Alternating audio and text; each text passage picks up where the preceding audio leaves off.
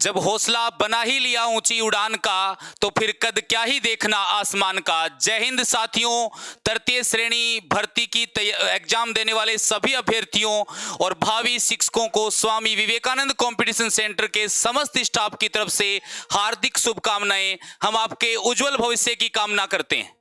पिछला कुछ समय जो हमने साथ में बिताया, मैं आपसे ऐसी उम्मीद करता हूं वो आप एग्जाम हॉल में बहुत अच्छे से उसका प्रयोग करोगे और बहुत अच्छे से और पूरे कॉन्फिडेंस के साथ और पूरी एनर्जी के साथ और बिना किसी चीज का प्रेशर लिए बहुत अच्छे तरीके से आप एग्जाम दे के आओगे। मैं ऐसी आपसे उम्मीद करता हूं। इस एग्जाम के से पहले आपको कौन कौन सी बातों का ध्यान रखना है वो थोड़ी बातें मैं आपको बता देता हूं। इस क्लास के अंदर कुछ बातें जो आपको परीक्षा केंद्र पे, परीक्षा हॉल के अंदर और उससे पहले आपको ध्यान रखनी है, उसके बारे में मैं कुछ बात करता हूं। सबसे पहले अगर किसी चीज का ध्यान रखेंगे तो देखना भाई,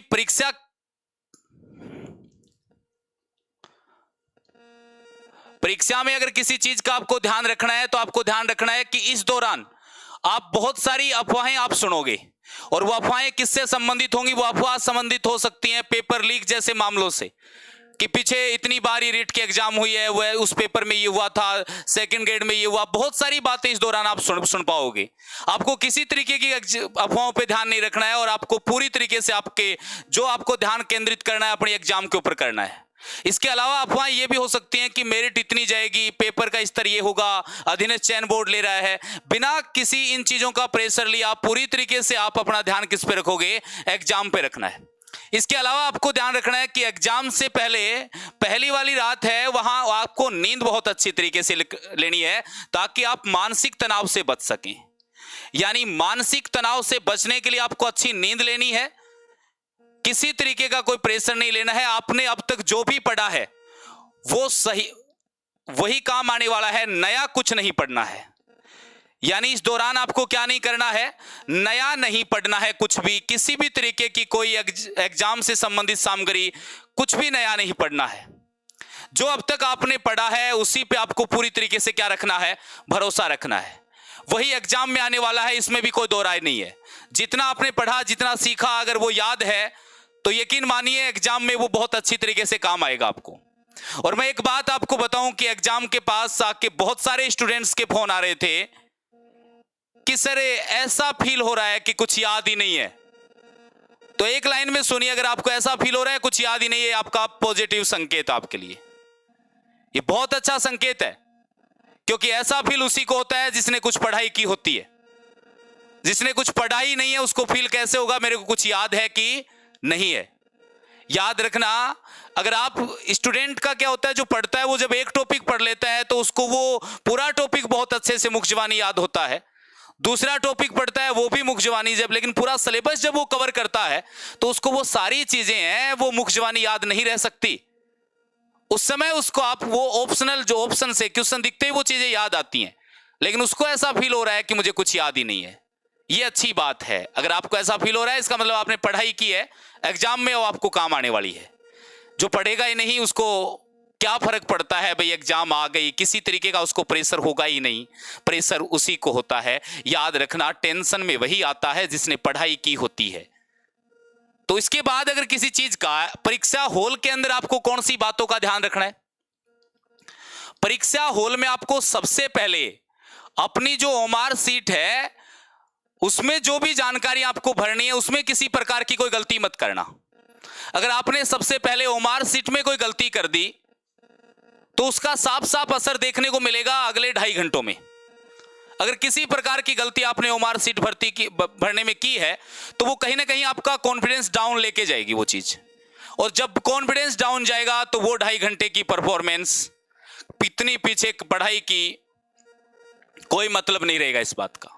आपने कितना अच्छे से पढ़ा, 4 महीने तैयारी की, कितना अच्छा मैटर पढ़ा, किस कोचिंग संस्थान में पढ़े, किसके नोट्स पढ़े, ये बातें नगण्य हो जाएंगी वहां पे। अगर आपने प्रेशर एग्जाम हॉल में लिया, और वो प्रेशर तब आएगा जब आप वहां कोई गलती कर बैठोगे और गलती करते समय विक्षक ने आपको टोक दिया तो फिर तो कॉन्फिडेंस रहेगा ही नहीं भाई आपको। तो इसलिए बिल्कुल, ये कोई मैं डरा नहीं रहा हूं इस चीज को लेके, आपको बहुत ही शांत दिमाग से आपकी पूरी ओमार सीट को फिल करना है और उसके बाद पेपर करना शुरू करना है। साथ ही याद रखना, आपको एग्जाम हॉल में नेगेटिव मार्किंग से बचना है। किससे बचोगे? नेगेटिव मार्किंग से। क्योंकि इससे पहले जो प्री एग्जाम हुई थी उसमें किसी तरीके की कोई नेगेटिव मार्किंग नहीं थी। वैसे तो मैं उम्मीद करता हूं कि आपने कोई टेस्ट वगैरह दे के अपने आप को उसके लिए अभ्यस्त कर लिया होगा, लेकिन फिर भी नेगेटिव मार्किंग से आपको बचना है। मैं ये कह रहा हूं कि एग्जाम से पहले ये धारणा नहीं बनानी है कि मुझे 120 क्वेश्चन करने हैं, 130 क्वेश्चन अटेम्प्ट करने हैं। अगर आपको ठीक ठीक 100 ही आ रहे हैं ना तो 100 ही कर दीजिए। अगर आपको सही सही 150 में से 100 क्वेश्चन आ रहे हैं तो उतने ही कर दीजिए, नेगेटिव मार्किंग में मत जाइए। हां, कुछ क्वेश्चंस ऐसे होते हैं जहां आप 2 ऑप्शन में फंस रहे होते हैं, जैसे 1 2 3 4। आपको पता है 2 आंसर नहीं है, 3 आंसर नहीं है, अब आपको ऐसा लग रहा है या तो 1 है और या 4 है। कहीं अगर आप 2 ऑप्शन में फंस रहे हो ना तो ऐसे ज्यादा से ज्यादा आपको सिर्फ 10 क्वेश्चन अटेम्प्ट करने हैं। ऐसे ज्यादा से ज्यादा कितने क्वेश्चन अटेम्प्ट करोगे? 10 क्वेश्चन। इससे ज्यादा रिस्क ली आपने तो वो आपके लिए नुकसानदायक हो सकती है। तो 10 क्वेश्चन अटेम्प्ट करोगे जहां आप 2 ऑप्शन में फंस रहे हो। कुछ और बातें जो आपको एग्जाम से संबंधित ध्यान रखनी है वो आप ये ध्यान रखोगे कि क्वेश्चन के अंदर ये जो शब्द मिलते हैं, सत्य है, असत्य, निम्न में से कौन सा कथन सत्य है, निम्न में से कौन सा कथन असत्य है। यहां आपको एक बात ध्यान रखनी है कि आपको अति उत्साहित होने से बचना है। ओवर कॉन्फिडेंस बोल सकते हो आप इसको। बहुत अच्छी तैयारी करके जा रहे हो, आपने 1 से 10 तक के क्वेश्चन किए जो बिल्कुल इजी थे और आपको यूं का यूं आ रहा है। 11वां क्वेश्चन आया और उसमें आपको लगा यार मैं तो पेपर को फाड़ ही डालूंगा, और वहां पूरा क्वेश्चन नहीं पढ़ते हैं। तो ध्यान से देखना कि क्वेश्चन में सत्य या असत्य कथन पूछा है। एक जो चीज आपको ध्यान रखनी है, नहीं है या है, ये जो शब्द है यानी क्वेश्चन में नहीं दिया हुआ है या है दिया हुआ है, ये चीज बहुत अच्छे से देखोगे। साथ ही बहुत बार सुमेलित करवाने वाला क्वेश्चन आता है। सुमेलित करवाने वाले क्वेश्चन में नीचे कूट दिए हुए होते हैं, और हो सकता है जो 4 चीजें उसने सुमेलित करवाई हैं अपने को चारों नहीं आ रही हैं, 1 आ रही होगी, तो वो कम से कम करके देख लिए। बहुत बार 90% ऐसा होता है कि आपको 4 में से 1 आ रहा है लेकिन आंसर उससे भी निकल रहा है, तो वो नीचे एक बार कूट देख लेने हैं। ऐसा नहीं है कि अपन ने वो 4 देखे नहीं आ रहे हैं और अपन आगे निकल गए, नहीं। एक ये है कि बहुत सारे स्टूडेंट्स बात करते हैं कि 1 से लेके 150 तक के जो क्वेश्चन है इसमें ज्ञान देने वाली कौन सी बात हो गई कि नंबर 1 से शुरू करो या 150 से शुरू करो, पहले जीके के करने चाहिए, पहले साइकोलॉजी के करने चाहिए, पहले सब्जेक्ट करूं, पहले टीचिंग मेथड करूं। क्या फर्क पड़ेगा इस बात से? करने आपको ही है 1 से और 150 तक। 150 क्वेश्चन आपको ही अटेम्प्ट करने हैं, तो कोई इसमें ये फर्क नहीं पड़ेगा आप कहां से कौन से सब्जेक्ट के पहले कर रहे हो। लेकिन ध्यान रहे, करने उतने ही अटेम्प्ट हैं जितने आपको आ रहे हैं। ज्यादा क्वेश्चन पे रिस्क लेने के लिए नहीं जाना है। मैं कतई इस बात का सुझाव आपको नहीं दूंगा, क्योंकि अगर आपने इस मामले में थोड़ा सा भी रिस्क लिया तो पिछले 4 से 5 महीने की तैयारी के ऊपर पानी फिर सकता है। तो बचना है इस चीज से आपको पूरी तरीके से। इसके अलावा इन चीजों के बारे में ध्यान रखना कि एग्जाम देने जाएं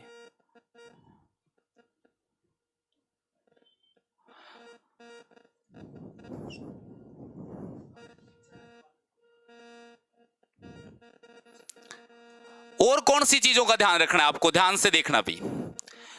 आपको समय का ध्यान रखना है। किसका ध्यान रखोगे आप? समय का ध्यान रखोगे भाई, क्योंकि एग्जाम जब हो जाता है तो उसके बाद बहुत सारे ऐसे वीडियो आते हैं सोशल मीडिया पे, लड़कियां रो रही हैं, एग्जाम परीक्षा केंद्र वाले प्रवेश नहीं दे रहे हैं। नीचे बहुत सारे लोगों के कमेंट भी आ रहे हैं कि 5 मिनट में कौन सा पहाड़ टूट रहा था, ये सरकार हमेशा ही सारे काम टाइम पे करवाती है क्या? पिछले 5 साल से एक रीट के एग्जाम तो करवा नहीं पाई। आप ऐसे कमेंट करते रह जाओगे, इन बातों का कुछ नहीं होना है। तो अपना ध्यान अपने को रखना है और एग्जाम का जो भी टाइम आपको दिया हुआ है उससे 1 घंटे पहले पहुंचना है आपको। हो सकता है किस प्रकार की परेशानी आपको रास्ते में करनी पड़ जाए। वैसे तो मैं उम्मीद कर रहा हूं कल एग्जाम है, कल एग्जाम है, वो तो शायद पहुंच गए होंगे अपने अपने परीक्षा केंद्र के आसपास। उसके बाद 26, 27, 28 को जैसे जैसे एग्जाम है वो अपना अपना ध्यान रखें भाई, परीक्षा केंद्र पे समय पे जरूर पहुंचे। साथ ही जिनके एग्जाम 26, 27, 28 को है वो भी अभी कुछ नया ना पढ़ें भाई, जो पीछे पढ़ा है उसी को रिवाइज करें शॉर्ट नोट्स बना के, और नोट्स भी नहीं बनाए हुए तो रहने दो। अब कुछ ऐसे टॉपिक्स हैं जैसे जनगणना टॉपिक हुआ या कोई आर्थिक समीक्षा है, तो ऐसे कुछ शॉर्ट नोट्स आप पढ़ सकते हो एग्जाम से पहले, लेकिन कुछ नया पढ़ने से पूरी तरीके से आपको इस दौरान बचना है। मैं उम्मीद करता हूं मैंने जो बात बताई आपके काम आई होंगी, और वो जो आपके प्रवेश पत्र पे कुछ दिशा निर्देश दिए हुए हैं वो जरूर देख लेना भाई। साथ में 2 रंगीन फोटो पहचान युक्त फोटो युक्त जो पहचान पत्र है, ये सारी चीजें आपको वो अच्छे से दिशा निर्देश पढ़ के चले जाना, और इन चीजों का आपको ध्यान रखना है। मैं ऐसी उम्मीद करता हूं आप बहुत अच्छे से एग्जाम दे के आओगे, और अपना पीछे जो कुछ समय हमने साथ में बिताया है उसका कुछ पॉजिटिव रिजल्ट आएगा। मैं ऐसी आपसे उम्मीद करता हूं कि बहुत बार स्टूडेंट्स को ऐसा लग रहा है कि एग्जाम हमारी है। मैं ये कहता हूं कि एग्जाम साथ में हमारी भी हो रही होती है। एक एग्जाम वहां आपकी परीक्षा हॉल में चल रही है, एक एग्जाम हमारी बाहर चल रही होती है। जितना आपको लगता है कि कौन से क्वेश्चन आए, किस प्रकार के क्वेश्चन आएंगे पेपर खोलने से पहले, ऐसा आपको लगता है, उससे ज्यादा उत्सुकता हमें होती है कि जैसे ही पेपर खत्म हो हमें पेपर मिले और हम देखें कि हमारा पढ़ाया हुआ कुछ आया है कि नहीं आया है। वो इसलिए होता है क्योंकि हम भी आपके लिए पॉजिटिव सोच रहे होते हैं। और मैं हमेशा कहता हूं कि अगर इस दुनिया में कोई आपका बिना वजह के बेमतलब का अगर कोई भला चाहता है तो केवल कितने लोग हैं? 2 ही लोग हैं। या तो आपको जन्म देने वाले आपके माता पिता हो सकते हैं, वो जो हमेशा ये चाहते हैं कि ये हमसे ऊपर निकले, या ये जो आपको पढ़ाते हैं वो हमेशा ये चाहते हैं कि मेरा स्टूडेंट जो मेरे से पढ़ा है वो अच्छी पोस्ट पे जाए। आपने बहुत बार देखा होगा कि कोई स्टूडेंट है, उसका सिलेक्शन हुआ, कभी वो तीसरी क्लास में किसी टीचर से पढ़ा था, वो टीचर भी उस पर हक जमा रहा होता है कि ये मेरे से पढ़ के गया है। तो ये एक अध्यापक की भावना होती है अपने स्टूडेंट के प्रति कि वो अच्छे पद पे जाए, सक्सेस हो। तो मैं एक बार फिर से आप सभी को, मैं आपको भावी शिक्षक कह के ही संबोधित करूंगा, क्योंकि मुझे लग रहा है आप सभी भावी शिक्षक हो। आप सभी भावी शिक्षकों को इस 3rd ग्रेड की एग्जाम के लिए हार्दिक शुभकामनाएं। अपना पेशेंस बनाए रखना अंतिम समय में, मैं आपसे यही कहूंगा। एक बार फिर से आपको बेस्ट ऑफ लक। जय हिंद, जय भारत।